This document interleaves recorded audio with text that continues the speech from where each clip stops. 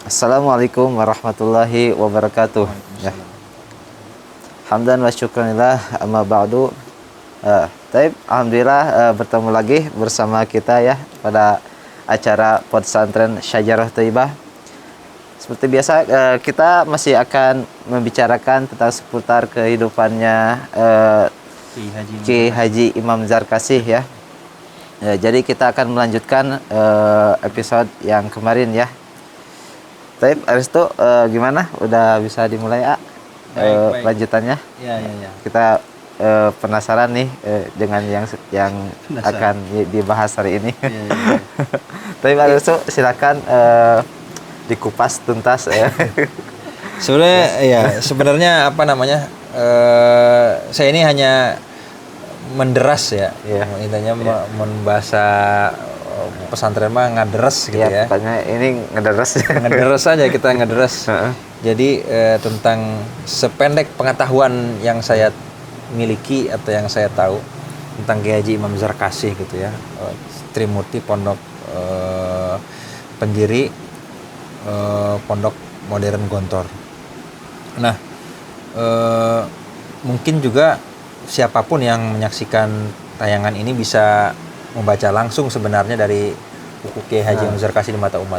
Jadi di online udah Kalau ada. saya wawalam ya, ini boleh jadi masih ada. Mungkin buku bekas, buku lama gitu ya. Wallahu alam ini. Atau mungkin kalau di Gontor itu ada toko buku Latansa, ada itu online toko onlinenya, online store-nya. Tapi saya nggak ngejamin apakah masih ada atau tidak gitu. Boleh jadi kalau di-search silahkan aja, mungkin bisa jadi ada. Nah, itu tentang buku ini gitu. Kenapa saya mengupas buku Kiai Haji Imam Zarkasih ini? Pertama ya memang karena saya pernah belajar di Gontor gitu ya, sampai lulus 2004. Kemudian terus terang karena belakangan RSU sendiri ya berkecimpung atau terjun di dunia pendidikan begini. Walaupun saya sendiri masih harus dan perlu sekali banyak belajar dan masih merasa belum pantas begitu untuk mengelola, mengasuh ataupun mendidik santri-santri sebagaimana Kiai Haji Imam Zarkasih dulu mendirikan Gontor dan mendidik santri-santrinya gitu. Nah, makanya setelah saya hayati betul gitu kehidupan beliau, ada baiknya nih memang disampaikan, disebarluaskan nilai-nilai pondok pesantren yang harus diketahui oleh banyak masyarakat. Dan ini masih ada kaitannya sebenarnya, Van, kenapa kita harus memilih pondok pesantren. Nah, ini nih. Gitu. Ada kaitannya yang episode berapa nih ya? Yang kemarin tuh 2 pertama kalau iya ya. Nah, ini. Ya, soalnya kan gitu, kita kan kebanyakan gini, kita tidak mengetahui sesuatu, kita tidak memilih sesuatu karena kita tidak mengetahui gitu kan. Barang itu masih dibungkus lah gitu. Makanya kita unboxing ya. Iya, siap. Gitu. Unboxing. Jadi kalau masih ditutup nggak akan tahu itu barangnya seperti apa gitu. Nah, ini kita akan sampaikan kesaksian murid Kiai Haji Imam Zarkasih yang lain lagi. Kalau sebelumnya dari Kiai Haji almarhum Kiai Haji Sulaiman Luqmanul Hakim. Nah, ini dari sisi pandangan Kiai Haji Idam Khalid. Oh iya, yang ada di uang 5.000 itu ya. Yang ada di uang 5.000-an itu. Kalau kita ngeluarin uang 5.000-an terus dilihat foto gambarnya, itu ada tulisannya Kiai Haji Idam Khalid. Tapi kalau sekarang kan udah ada uang 5.000 yang versi baru itu, tapi fotonya masih akan tetap tercantum bukan? Tercantum. Kan 5.000-an yang sekarang belum berubah ya, walaupun bentukannya tuh ya, yang lama sama yang baru, tapi masih formatnya sama. Formatnya masih sama. Kiai Haji Idam Khalid. Karena memang soalnya nggak merhatiin gitu. Banyak orang yang ngeluput gitu. Jadi itu di antara foto kiai yang ada di uang, di mata uang itu yang dicantumkan itu di uang 5.000-an. Kalau nggak salah uang-uang yang lain kan ada Soekarno ya, tokoh proklamasi, founding father juga, terus yang lainnya tokoh-tokoh pahlawan yang lain. Nah, salah satunya Kiai Haji Idam Khalid. Karena memang beliau juga selain Idam Khalid ini dulu pernah menduduki Waperdam, wakil perdana menteri. Pernah juga itu. Setakan gua. Ya, karena ya itu apa namanya berhasil dengan modal kepesantrenannya gitu ya, berhasil bermanfaat di tempat di mana dia berperan sehingga akhirnya dipercaya orang gitu. Itu yang sangat dipegang. Nah, dari mana beliau mendapatkan itu ya? Di sinilah beliau nih Kiai Haji Idam Khalid mengakui jasanya Kiai Haji Imam Zarkasi. Nah, ini juga bisa jadi titik tumpuan ya bagi yang berpikiran bahwa sempat kita bahas dari episode sebelumnya bahwa kita membahas seringkali orang-orang tuh kalau nyantri itu seringkali memikirkan wah masa depan itu seperti apa. Nah inilah contohnya gitu kan. Dari santri bisa jadi wapardam juga kan. Bisa jadi contoh gitu kan. Jadi wah masa depan santri itu insya Allah lah cerah ya. Insya Allah. Dan beliau juga ketua PBNU terlama ini. Nah ini juga. PBNU terlama. Jadi setelah beliau itu baru Gus Dur memimpin PBNU. Nah di sini Kiai Haji Idam Khalid menyampaikan sendiri. Nah, kalau saya boleh bacakan, apa yang kami tulis ini adalah, kata Kiai Haji Idam Khalid, adalah apa yang kami rasakan, kami dapat dari Kiai Haji Imam Zarkasi. Gitu. Sebagai kiai kami, sebagai guru kami, sebagai ayah kami, sebagai pendidik kami yang telah memberikan andil dalam bentuk kepribadian kami, sikap dan intelektualitas kami. Kami menjadi seperti sekarang ini adalah tak luput dari jasa beliau Kiai Haji Imam Zarkasi. Jadi di paragraf pertamanya dia sudah menuliskan ini dan mengakui memang. Insya Allah. Kenapa dia mengatakan begitu? Ini disampaikan di paragraf keduanya. Kata Kiai Haji Idam Khalid, kami harus mengakui bahwa sebelum belajar di pondok pesantren Gontor, kalau tidak boleh dikatakan takabur, kata dia, sudah sedikit banyak belajar di pesantren salaf atau tradisional. Sehingga setidaknya ilmu kami sudah cukup. Kata Kiai Idam Khalid. Tetapi yang perlu kami utarakan adalah bahwa kemajuan yang kami miliki pada waktu itu hanyalah sebatas keilmuan saja. Kami tidak mempunyai pandangan hidup yang mapan. Kami tidak memiliki filsafat hidup seperti yang telah diberikan oleh kiai kami, Kiai Haji Ahmad Sahal, Kiai Haji Imam Zarkasi, dan Kiai Haji Zainuddin Fanani, guru-guru kami dan ustadz-ustadz kami yang ada di Gontor.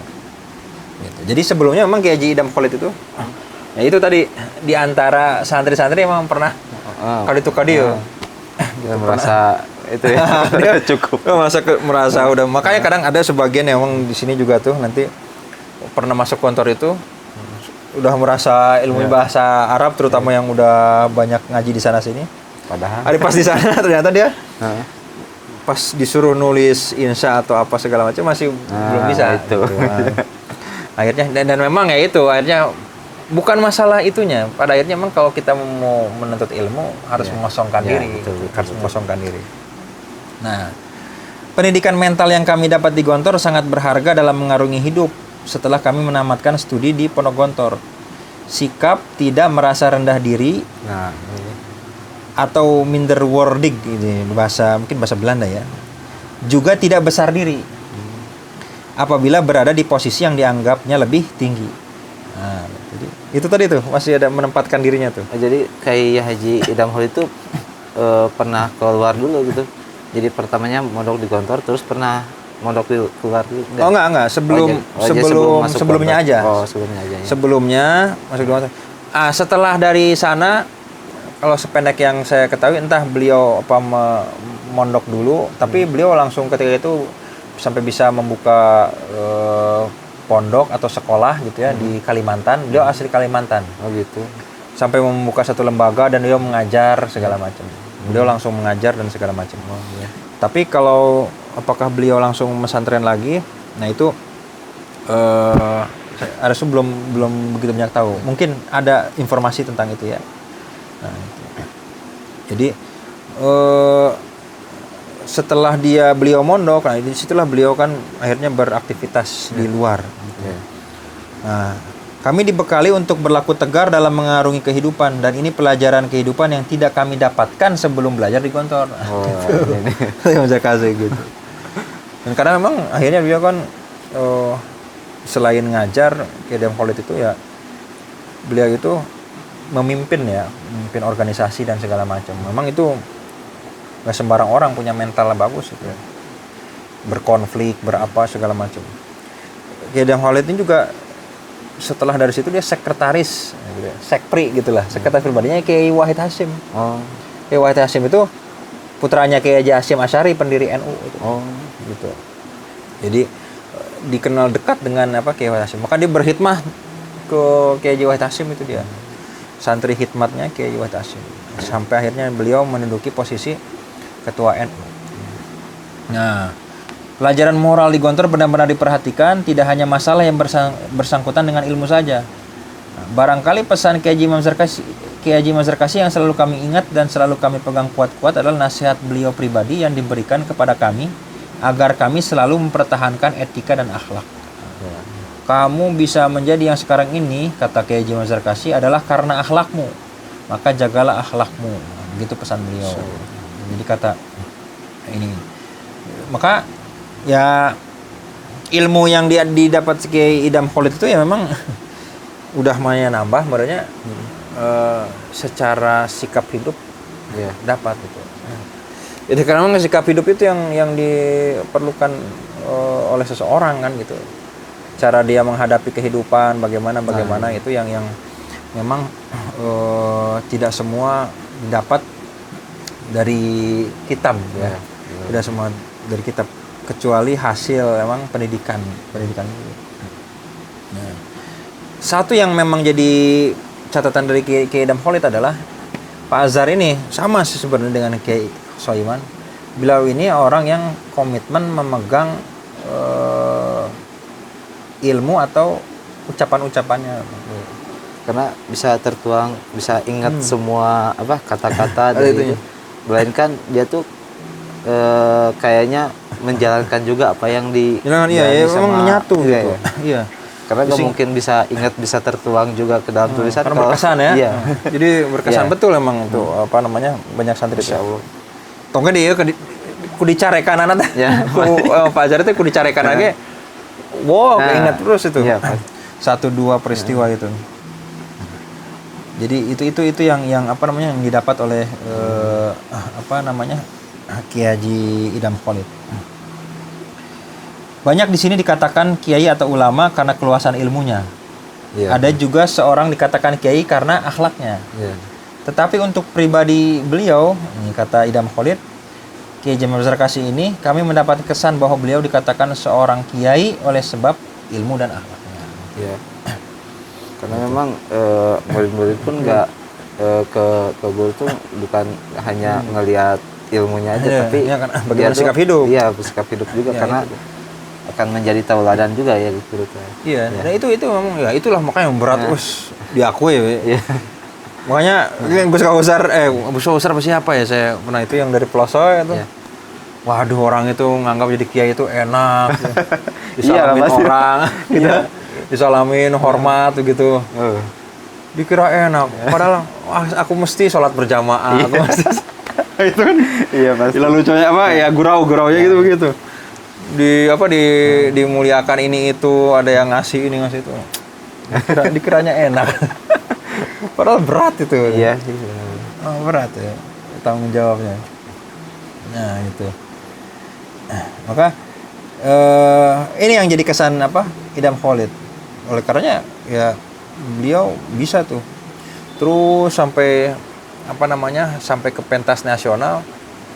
Bayangkan jangankan skala nasional, skala kita yang dengan diri sendiri di lingkungan ini aja ya, itu sedikit orang yang sanggup melewati segala macam dinamika konflik-konfliknya, persoalan-persoalan itu, apalagi sampai ke pentas nasional gitu.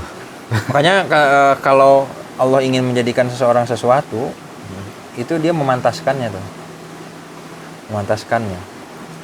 Kalau kayak orang yang banyak orang pengen derajat teh tinggi, hayang bunghar, hayang punya kekuasaan, pengen apa. Kayak lah ya ente skup lingkungan ieu heula berhasil kan. Eta lebih badai deui gitu ya. Lebih badai deui. Kita pengen apa namanya? Pengen sugih apa namanya? Mun ieu mah nya sugih itu namanya bunghar gitu ya. Derajatnya mulia. Tapi kita nggak bisa mengatasi yang sepele-sepele ya, susah. Iya benar sih. Bertahapnya. Tahapnya gitu. Jadi itulah. Nah, kayak maka ini kan Kiai Idam Khalid itu dari kalangan NU ya. Dari kalangan Nahdliyin. Salah satu di antara alumni Santri Gontor yang sukses berkiprah di apa namanya? Organisasi NU. Yang kalau tradisi NU itu mungkin apa namanya? Jauh suasananya dalam segi kepesantrenan dengan tradisi Gontor gitu ya. Nah, kata beliau kami adalah dari keluarga Nahdlatul Ulama. Namun kami tetap juga menjadi orang NU setelah belajar di Gontor gitu. Hanya saja kami adalah sebagaimana yang diharapkan pendidik dan Kiai Gontor, yakni menjadi anggota NU yang baik. Gitu. Tidak fanatik buta dalam golongan dan memusuhi golongan-golongan yang lain. Walaupun itu punya prinsip sendiri juga. Iya. Kan kalau di Gontor itu kan berdiri dan di atas semua golongan. Gitu. Berdiri untuk dan di atas semua golongan. Jadi tidak Muhammadiyah ke NU sebenarnya netral. Netral. Jadi orang Muhammadiyah bisa ngaji di ininya, orang NU bisa. Jadi kalau dalam Al-Quran tuh umatan wasatan gitu gimana? Ya kuntum khairu ummatin ukhrijat linnas. Iya. Gitu itu memang. Iya. Yang pastinya untuk semua kalangan gitu ya.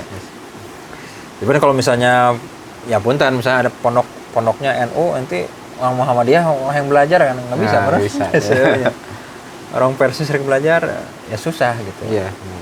Walaupun misalnya gini, ada Kiai Ahmad Salam mengatakan andai kata kiainya itu adalah orang NU dan guru-gurunya orang NU, tidak lantas menjadikan pondok Gontor itu menjadi pondok NU.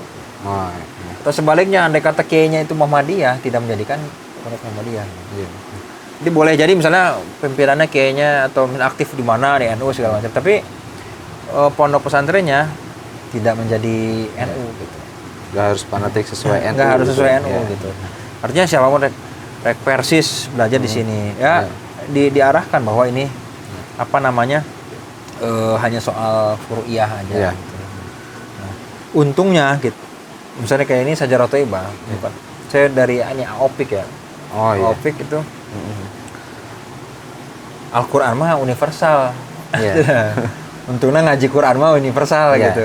Jadi rek Persis, rek naon masuk ke semua. Iya betul. Gitu. Karena Al-Quran mah nggak harus jadi pedoman, misalkan jadi pedoman NU. Makanya ukuran ke NU mau dia naon atuh. Beda. Iya kan, karena Al-Quran itu rahmatan lil alamin juga kan. Nah, gitu. Nah, kami diajari kata Idam Khalid agar menjalin hubungan bekerja sama dari cara hidup beliau Ki Haji Imam Bekasi sehari-harinya. Nah, ini itu yang bermanfaat buat beliau. Nah, ada satu ini nih, satu kisah menarik nih dari Ki Haji Idam Khalid.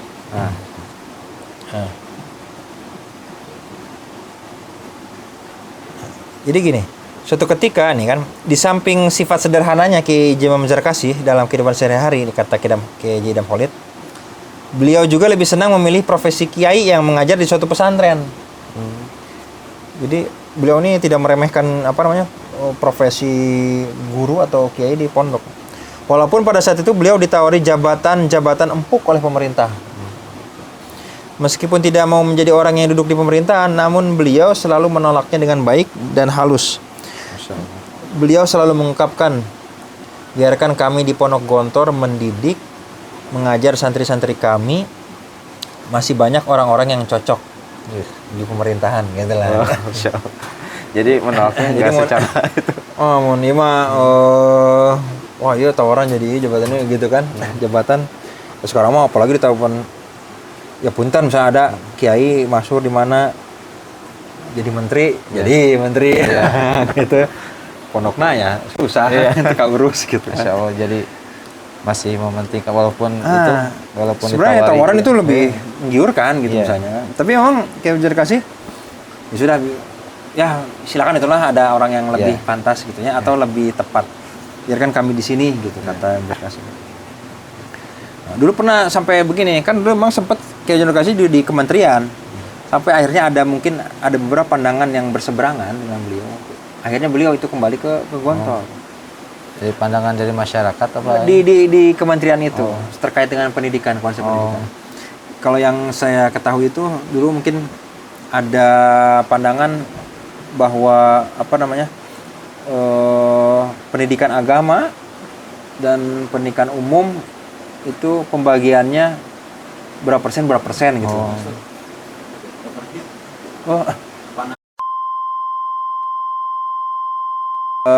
Jadi KJ Idam Khalid itu memang atas didikannya KJ Imam Zarkasi itu, walaupun beliau itu NU Tulen, beliau masih tetap menghargai pendapat atau pemikiran yang lain, selama itu tidak menyalahi prinsip-prinsip agama gitu. Bahkan dikatakan di sini di bawah didikannya KJ Mazarkasi, KJ Idam Khalid mengatakan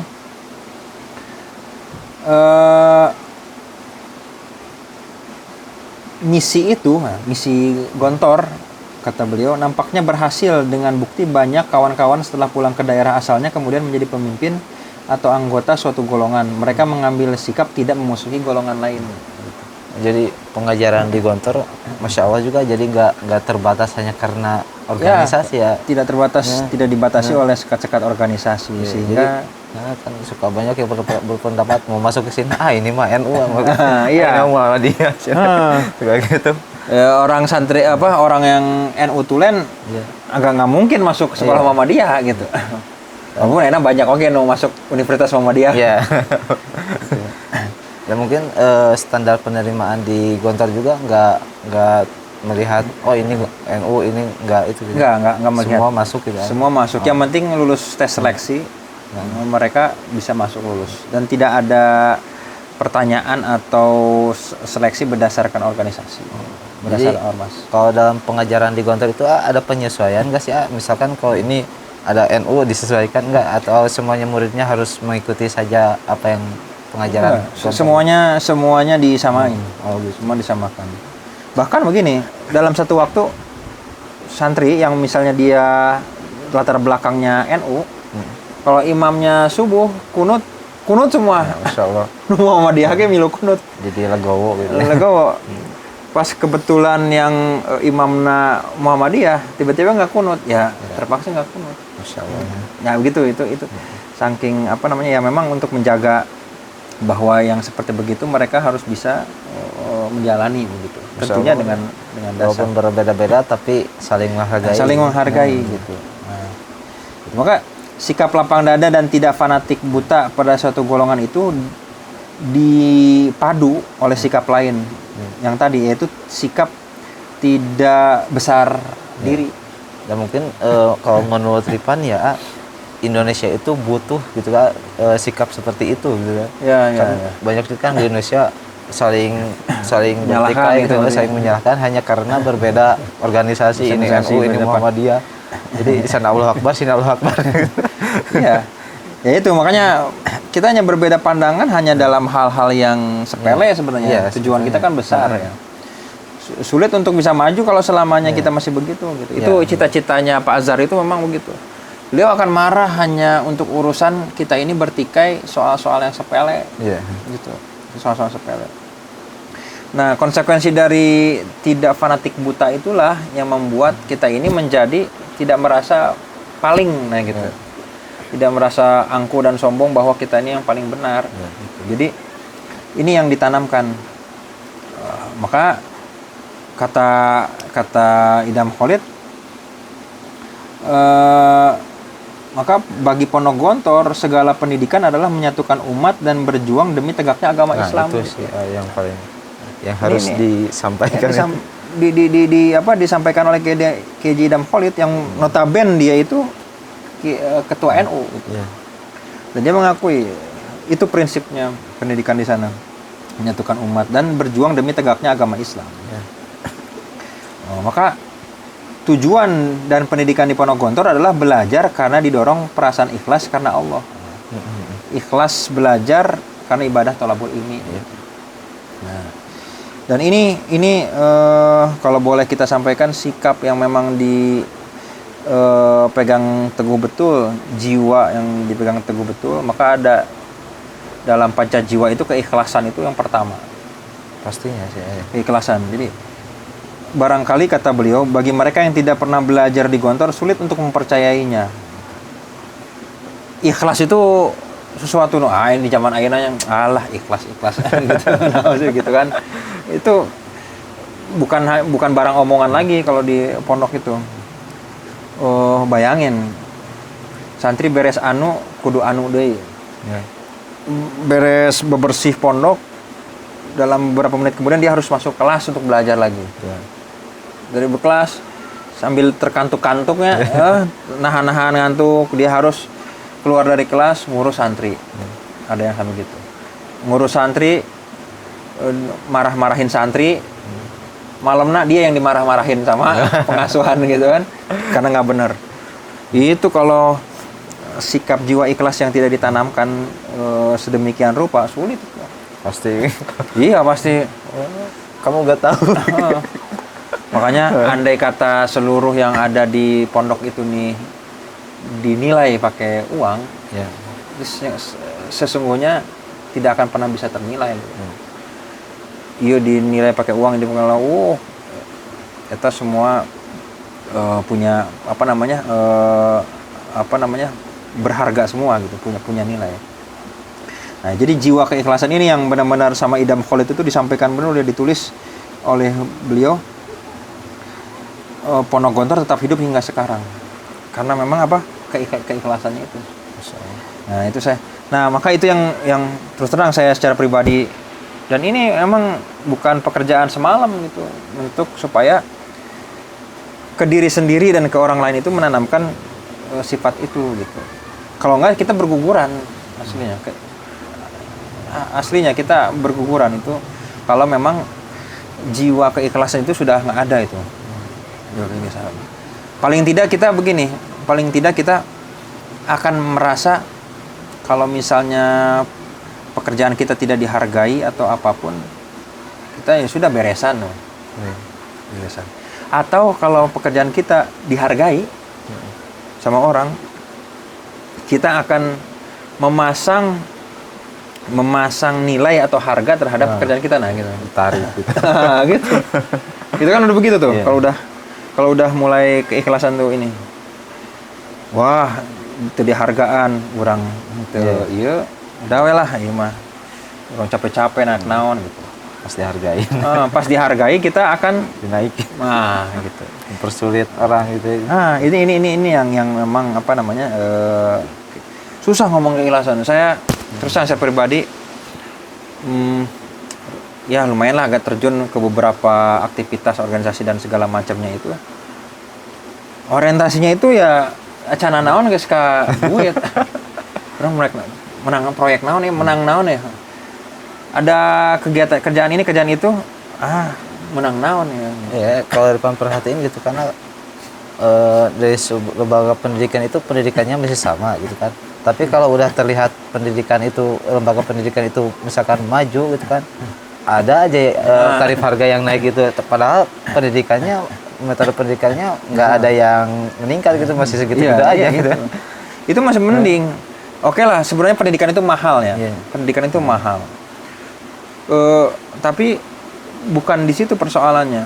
Orang nanti akan, ketika nih jiwa keikhlasan itu tidak ada, orang akan mendekati dan mendatangi kita karena kita memiliki sesuatu. Misalnya nih, pondok masih kene can aya naonan segala macam, ya siap. Boro-boro yang membantu. Atau boro-boro yang ngadeukeutan. Giliran misalnya pondok sudah fasilitas lengkap, santri misalnya santrinya banyak atau bagaimana macam. Mulai tuh banyak orang teh mendekati apa, nebeng pengaruh apa segala macam untuk mengambil kepentingan dari kita. Entah itu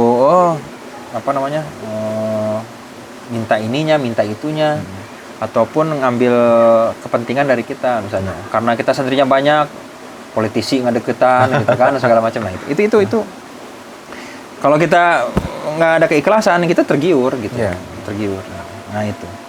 Nah, ini sangat ditekankan oleh Kiai Haji Idham Khalid soal pendidikan di Gontor itu. Kenapa masih tetap stabil sampai sekarang? Karena jiwa keikhlasan itu.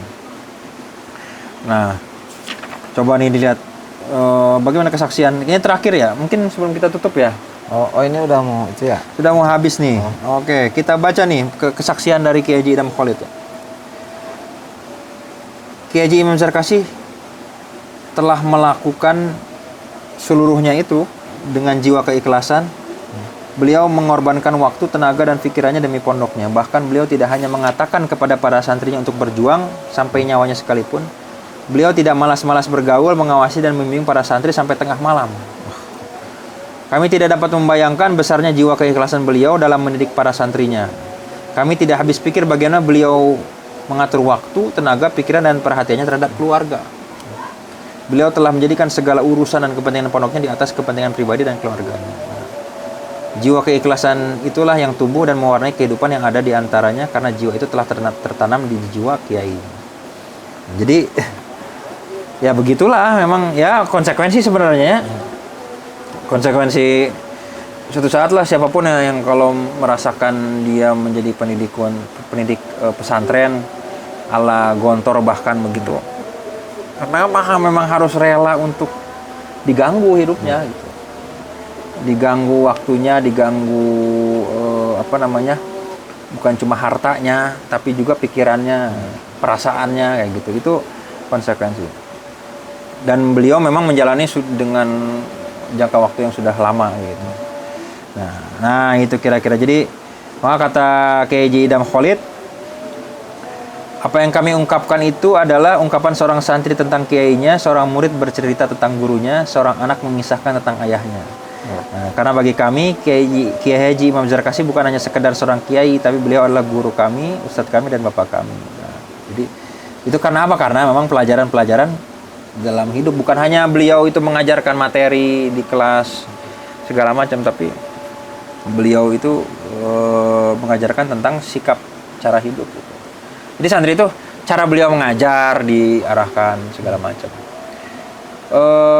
Satu kisah sebelum ditutup, suatu ketika Imam Zarkasi itu mengumpulkan santri, tiba-tiba mengumpulkan guru di aula. Beliau membawa bedog ya, parang gitu, sama bawa kayu. Dikumpulin di aula. Guru-guru muda, guru-guru baru itu dikumpulin. Langsung beliau memperagakan, coba lihat, saya akan memotong kayu ini dengan ini parang, tapi pakai yang belakang nanti ya, yang nggak tajam. Bak, nggak putus-putus. Terus dibalik sama yang tajamnya. Tak, 1-2 kali pukulan langsung patah, itu kan. Coba lihat ini, kayu ini bisa patah bukan karena dipukul sama parang atau golok katanya, tapi bagaimana cara saya memukulnya.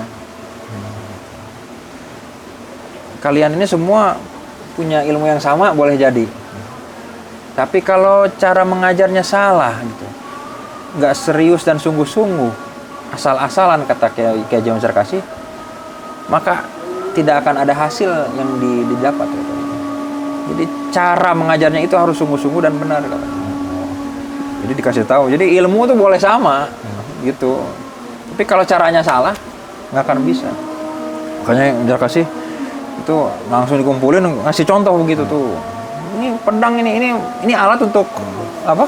Untuk memotong kayu. Tapi kalau caranya salah, saya makainya kebalik, nggak bisa. Itu Kiai Haji Imam Zarkasi. Beliau itu sampai ngajar pernah katanya dalam satu tempat itu 2 kelas. Saya cerita dulu kan. Kalau nggak salah dia tuh Beliau ngajar di satu tempat, saking berwibawanya beliau gitu. Terus pecinya ditaruh di meja. Oh iya iya. Ya. Iya itu. Lagi ngajar, pecinya ditaruh di meja begini, tak. Beliau keluar pindah ke kelas ya. Iya. Ngajar di tempat yang lain. Selama itu pecinya masih ada atas meja, nggak ada yang berani keluar kan. Oh, Masya Allah. Padahal Iya, iya, waktunya udah habis tuh. Iya. Nggak ada yang berani keluar apa segala macam. Kalau mengajar kasih akhirnya balik lagi ke situ. Kenapa kalian masih di sini? Oh, dikirain belum beres gitu kan ternyata. Oh, sudah saya katanya. Masya Allah. Pecinya ada di situ. Iya. Keramat kata-kata. Gitu. Pecinya juga berotoritas. Gitu makanya nggak ada yang berani karena dikira tuh masih belum beres ngajarnya. Pecinya ditaruh di meja. Ya gitulah itu kira-kira sekelumit yang saya baca dari pengalaman atau kesaksian Kiai Haji Idham Khalid terhadap gurunya Kiai Haji Nizar Kasih. Ya mudah-mudahan manfaat lah itu. Nanti kita sambung lagi di Podsantren berikutnya mungkin dengan bahasan yang berbeda. Baik, syukron atas mungkin bisa jadi ilmu juga ya buat kita semua dari pembahasan buku ya, pembahasan buku tentang Kiai Haji Nizar Kasih ini ya. Dan yang intinya yang pembahasan yang sekarang ini kita membahas tentang keikhlasan, yang mana keikhlasan ini menjadi hal yang paling utama dari segala hal apapun ya, terutama dari pengajaran ya. Betul. Kalau kita mengajar itu yang paling pertama itu keikhlasan, dan keikhlasan ini akan berpengaruh juga terhadap muridnya juga ya. Insyaallah banget ya. Nah itu mungkin ya dari kami pada kesempatan kali ini ya pada pertemuan kali ini. Mungkin kita akan lanjut lagi pada episode selanjutnya ya.